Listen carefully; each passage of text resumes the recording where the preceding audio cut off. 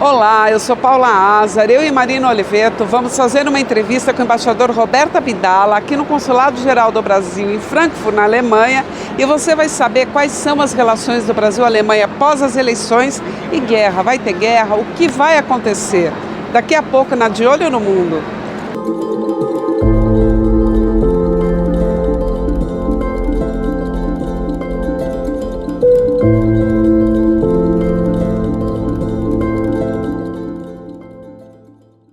Embaixador Roberto Abdala, obrigada por receber a De Olho no Mundo através de Paula Azar, eu e Marina Oliveto, nas imagens aqui, cobrindo essa entrevista aqui no Consulado de Frankfurt, Consulado Geral do Brasil. Obrigada por receber a gente. Embaixador, a Alemanha é o quarto maior investidor do Brasil em um comércio bilateral que movimenta 20 bilhões de dólares. Qual a importância dessa relação para os dois países, especialmente nesse momento de transição política e econômica na Alemanha? Paula, primeiramente eu gostaria de agradecer a sua presença, é um prazer muito grande poder fazer essa entrevista com você e com a Marina. Muito obrigado. Brasil e Alemanha têm uma relação histórica, são laços muito profundos, sólidos. Os dois países são importantes entre eles. Tá? A Alemanha é muito importante para o Brasil é muito importante para a Alemanha. Como você falou, o comércio bilateral em 2024 chegou a 20 bilhões de dólares. Nossas exportações para a Alemanha somaram mais ou menos 5 bilhões e as exportações alemãs para o Brasil 13 bilhões e 800 milhões de dólares. Então, isso nos deixa com um déficit comercial de 8 bilhões de dólares aproximadamente. Mas isso não invalida a importância desses laços, não é? Como você sabe, há uma presença alemã significativa no Brasil. Não é? Ano passado, nós tivemos a alegria de comemorar 200 anos do início da imigração oficial dos alemães ao Brasil. E essa presença alemã se transmite, se traduz numa grande presença nas artes plásticas, na agricultura, na organização social brasileira, nos costumes, né? Nós temos a segunda maior Oktoberfest do mundo. Não é? Então a presença alemã é muito sólida, é muito consistente no Brasil. Temos uma parceria estratégica, né? A Alemanha tem parceria estratégica com muitos poucos países no mundo. O ex-chanceler Olaf Scholz visitou o Brasil logo no início do mandato do presidente Lula, em janeiro de 2023. O presidente Lula retribuiu a visita em dezembro de 2023, onde foi assinada mais uma declaração de consolidação da parceria estratégica. Então, a relação Brasil-Alemanha, seja ela no plano cultural, comercial, econômico, ela é sólida e importante. A Alemanha foi o terceiro maior fornecedor do Brasil ano passado, é um dos maiores investidores no Brasil. E tem uma colônia enorme, né? Enorme. Se estima que mais ou menos 20 milhões de brasileiros sejam de origem alemã. E um outro dado muito importante, Paula, é que a Grande São Paulo é o maior centro de negócios alemão do mundo. Mais de 1.300 empresas alemãs estão representadas em São Paulo. Então, isso já expressa a importância que o Brasil e a economia brasileira têm para a Alemanha.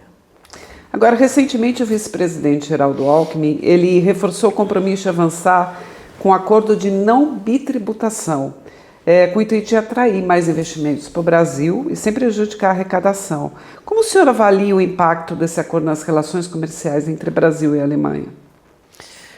Veja bem, o acordo para evitar a bitributação é um acordo muito importante. O Brasil tem com poucos países no mundo, na verdade, e, obviamente, ele traz benefícios mútuos, né? Porque ele é um incentivo à instalação de novas empresas nos dois sentidos, né? Tanto as alemãs no Brasil como as brasileiras na Alemanha. Agora, esse é um assunto ainda muito incipiente. O senhor vice-presidente da República mencionou esse tema ao sair de um evento organizado pela Confederação das Empresas Alemãs, a Câmara de Comércio Brasil-Alemanha, né, a AHK. Então, isso é um assunto ainda muito incipiente e é preciso ser visto com cuidado, porque uma questão central desse assunto é definir o modelo do acordo, né? Há vários modelos possíveis. Por exemplo, a Europa tende a seguir o modelo da OCDE. O Brasil não é membro da OCDE. Então, tem que se ver aí qual é o modelo que é adequado tanto para o Brasil quanto para a Alemanha. E é um assunto que evoluirá, obviamente. Há uma grande demanda, sobretudo das empresas alemãs, para se negociar um novo acordo de bitributação. E esse assunto evoluirá e será assinado eventualmente. O importante é ter esse namoro, né, entre os dois países para que isso aconteça. Porque a Alemanha já tem um acordo de não bitributação com alguns países da América Latina também, né? Sim. Fachador. Agora, quais setores que podem ser os mais beneficiados que o senhor acha que se esse acordo for fechado realmente? Paula, veja bem, um acordo de bitributação, ele é muito amplo, ele beneficia toda e qualquer empresa que paga impostos no Brasil e que paga imposto aqui. Né? Obviamente, como a presença alemã no Brasil é infinitamente superior à presença brasileira na Alemanha, em termos de empresariais, os grandes beneficiários de imediato serão o lado alemão, mas indiretamente o lado brasileiro também, porque incentivará novas empresas a se instalarem no Brasil. Quais são os principais desafios e oportunidades entre os dois países nos próximos anos, considerando o contexto político, econômico e social de ambos os lados? Nós estamos vivendo um mundo em transformação. Né? Há uma nova ordem mundial que se delineia agora. Né? O mundo está crescentemente protecionista em termos comerciais. Né? Então, o maior desafio, tanto para o Brasil quanto para a Alemanha, é se posicionar frente a esse protecionismo crescente comercial e frente a no contexto dessa nova ordem mundial. Então, nós temos no Brasil grandes vantagens em relação a isso. Né? Nós somos um país pacífico, observamos o multilateralismo, estamos numa região do mundo isenta de conflitos, né? Comungamos de valores universais, né? De não interferência nos assuntos internos de outros países, de respeito à soberania, e isso tudo nos torna um broker confiável. Né? Então, dentro desse contexto, a relação Brasil-Alemanha só tende a se desenvolver cada vez mais e se consolidar, obviamente. Há mais algum outro acordo sendo tratado? O grande acordo que se está negociando é o acordo Mercosul, de parceria Mercosul-União Europeia. Né? Como você sabe, as negociações para esse acordo foram encerradas no ano passado. E agora o acordo começa uma nova fase, que é de revisão jurídica e de tradução, né, para as línguas oficiais da União Europeia. É importante deixar claro que esse acordo foi dividido em 3 partes. A primeira parte, as 2 primeiras partes, na verdade, que são de diálogo político e de cooperação, as negociações já tinham sido encerradas em 2020. A parte diz respeito ao acordo comercial propriamente dito. Né? Então, encerrada a parte de revisão jurídica e de tradução, esses acordos, essa parte comercial será encaminhada ao Parlamento Europeu como uma recomendação da Comissão. Então, a expectativa é que a recomendação da Comissão seja de que o acordo seja aprovado apenas pelo Parlamento Europeu por maioria qualificada. Então, ele dispensaria a aprovação de cada um dos parlamentos individuais dos países membros da União Europeia. Quais são os principais pontos desse acordo? O acordo tinha sido fechado em 2020, na época do Temer. O Macron reabriu o acordo. Não é? Porque quando iniciou-se o governo Bolsonaro, o acordo estava pronto para ser assinado. Né? E o Macron reabriu o acordo. Né? Então, quer dizer, foi toda uma conjuntura. Né? A França aproveitou da conjuntura brasileira e das declarações do Bolsonaro para fincar pé e não firmar o acordo. Então, reabriu, bom, teve toda aquela época do desgaste da Amazônia, das queimadas, etc. Então, ele pegou o gancho, né, da preservação ambiental para não firmar o acordo. Né? Embaixador, existem iniciativas ou programas que estejam sendo desenvolvidas para atrair empresas alemãs para o Brasil e, ao mesmo tempo, facilitar empresas brasileiras para entrar na Alemanha?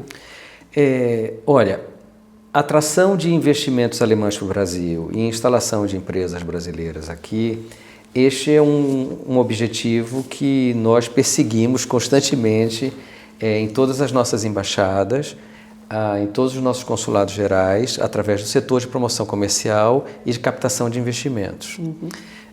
Há também os escritórios da Apex, que também cuidam disso de certa forma. É mais de promoção de exportações, mas, enfim, de certa forma, estão ligados a toda essa estrutura que nós mantemos no exterior de atração de investimentos, de promoção das nossas empresas e dos nossos produtos.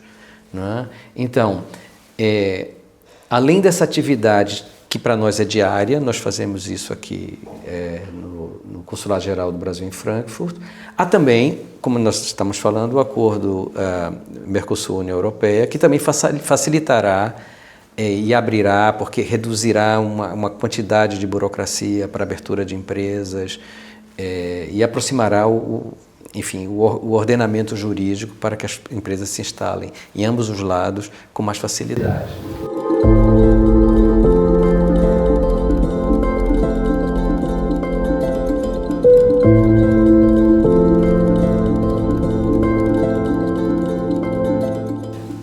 É fato que o governo alemão tem todos esses planos de investir pesadamente na sua defesa e de reforma das Forças Armadas e outras providências decorrentes. Eu não sei se nós estamos indo para um conflito iminente, se estamos na iminência de um conflito armado. O que é claro para mim é que a Alemanha e o resto da Europa estão se armando, né? Estão preparando a sua defesa. Porque no atual mundo que nós vivemos, né, com a instabilidade política, com todas as consequências advindas da eleição de Donald Trump, né, para esse segundo mandato na Casa Branca,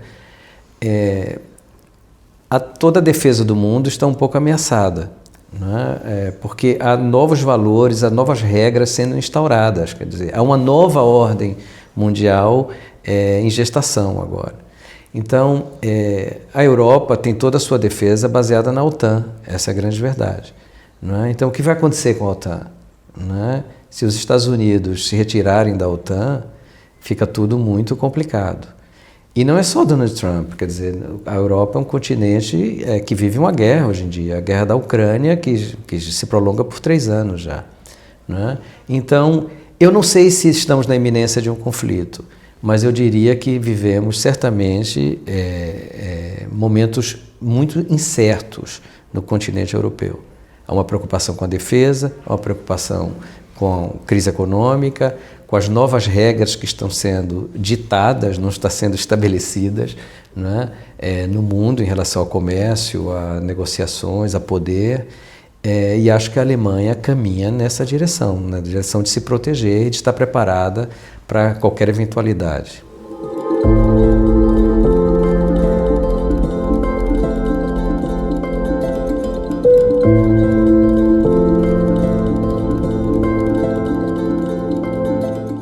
O Brasil tem realmente um histórico nessa área, né? Nós sempre fomos e somos um país da paz, né? Vivemos num continente livre de grandes conflitos, né? E, já mencionei aqui, observamos o multilateralismo, os princípios de não intervenção em assuntos de outro país, de respeito à soberania. Isso tudo nos torna um broker muito confiável. Mantemos relações equilibradas com todo mundo. Essa é a grande verdade, não só na área comercial, como na área política. E temos uma experiência na parte, por exemplo, chefiamos, por exemplo, a missão de paz no Haiti. Então, isso tudo nos credencia, né, para exercer um papel de mediação, caso se faça necessário. O Brasil, inclusive, tem muito soldado Boina Azul, né? Sim, sim, participamos de várias forças de paz.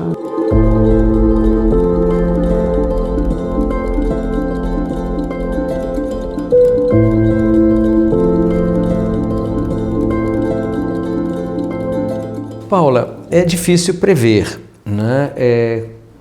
Todo conflito traz consequências, né? Algumas positivas, algumas negativas, né? Como afetará exatamente o comércio mundial, ainda não sabemos. Eu quero crer que tendo o Brasil com a Alemanha, uma relação tão próxima, não esqueçamos que nós temos uma parceria estratégica com a Alemanha, né? Nós temos um comércio de peso, nós temos uma presença alemã maciça em termos empresariais no Brasil.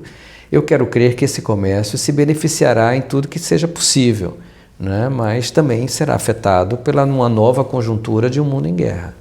Se isso vier a acontecer, tomara que não aconteça. Tomara que não, né?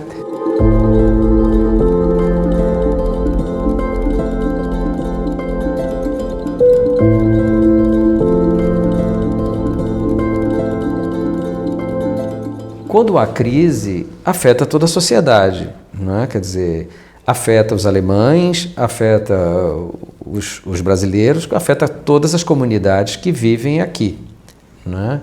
Então, não há como não se sentir afetado, né? Mas há uma coisa muito interessante. Primeiro que a nossa comunidade aqui, que está em torno de 40 mil brasileiros, nesses 5 estados que nós cobrimos a partir do Consulado Geral em Frankfurt. Mas 40 mil só nesses 5 estados. No geral, o senhor sabe? No geral, a nossa expectativa aqui é de que haja 120 mil brasileiros. Há discordâncias, há estatísticas que chegam a 160 mil. Mas nós trabalhamos aqui no consulado e também a Embaixada em Berlim com 120 mil brasileiros na Alemanha, divididos mais ou menos em 40 mil em cada jurisdição que nós temos. Nós temos a Embaixada em Berlim, nós temos o consulado em Munique e nós temos o consulado em Frankfurt. O consulado em Frankfurt se ocupa dos estados de Hessen, Renânia-Palatinado, Renânia do Norte-Westfália, Turíngia e Sarre. Então, nossa expectativa é que nesses 5 estados nós tenhamos 40 mil brasileiros, né? Mas a nossa comunidade em toda a Alemanha é uma comunidade muito integrada. É uma comunidade que não causa problema de nenhuma espécie, tá? Então, a grande maioria, ou quase a totalidade, tem emprego. Não são aventureiros. As pessoas não vêm para o Brasil aventurar, não há imigrante ilegal. Então, essas pessoas serão afetadas, mas eu quero crer que em menor parte do que se estivessem vivendo de empregos ilegais e coisas do gênero. Mas a minha expectativa é que a Alemanha é um grande país, é uma grande economia, né? Apesar dos momentos difíceis que a economia vive, continua sendo, né, o cargo, a locomotiva da Europa, exatamente. Então, a minha expectativa é que a Alemanha tem todo o potencial de reverter esse quadro em um prazo de tempo muito pequeno, né, e gerará um novo ciclo de crescimento e de bonança.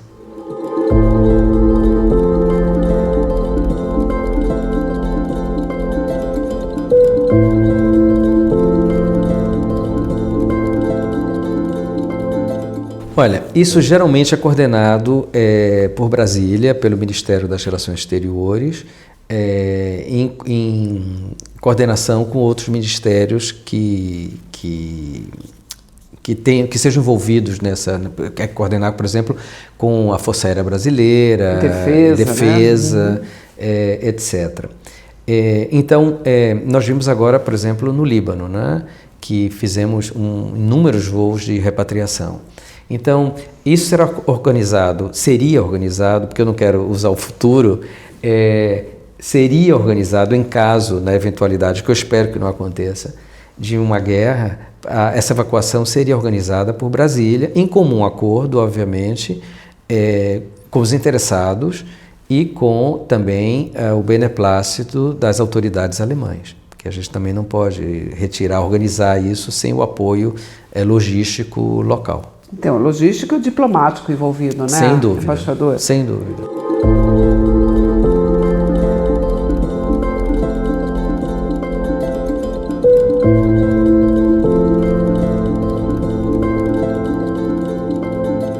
É muito curioso porque ano passado nós ouvimos isso diversas vezes, né, que celebrávamos o bicentenário da imigração alemã para o Brasil.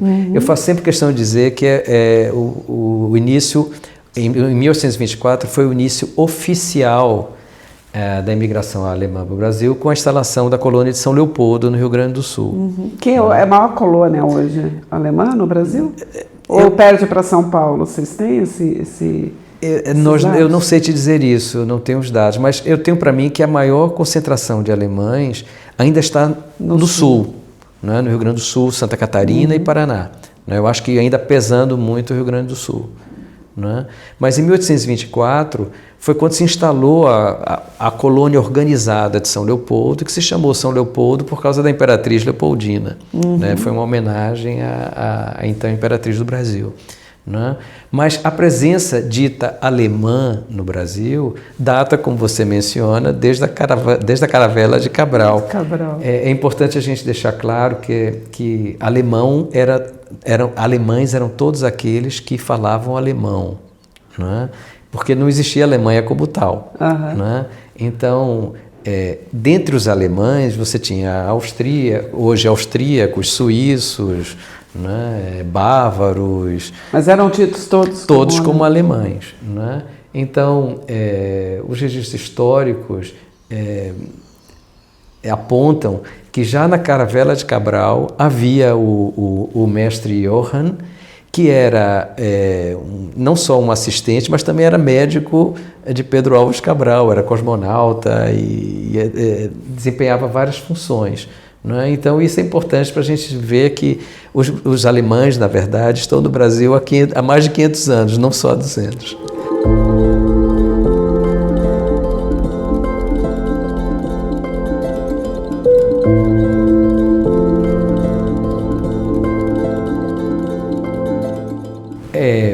Como eu já mencionei, a comunidade brasileira aqui na nossa área de jurisdição e na Alemanha como um todo é uma comunidade muito organizada.